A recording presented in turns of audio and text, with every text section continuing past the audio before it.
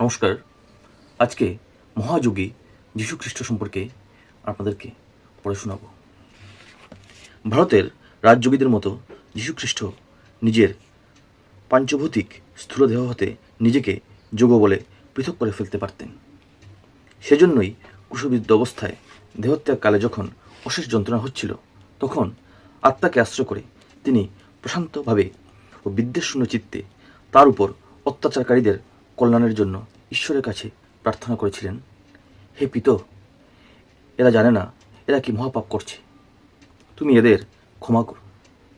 নিজের উপর নির্যাতনকারীদের ক্ষমা করবার জন্য দেহত্যাগকালে কুশবিদ্ধ অবস্থায় ঈশ্বরের কাছে প্রার্থনা করা অনেকের কাছে অসম্ভব ব্যাপার বলে মনে হতে পারে, কিন্তু প্রকৃত যোগীর দৃষ্টিতে এই প্রকার কার্য সম্পূর্ণ স্বাভাবিক ও সম্ভবপর। ঊনবিংশ শতাব্দীতে আবির্ভূত মহাযোগী শ্রীরামকৃষ্ণ পরমহংস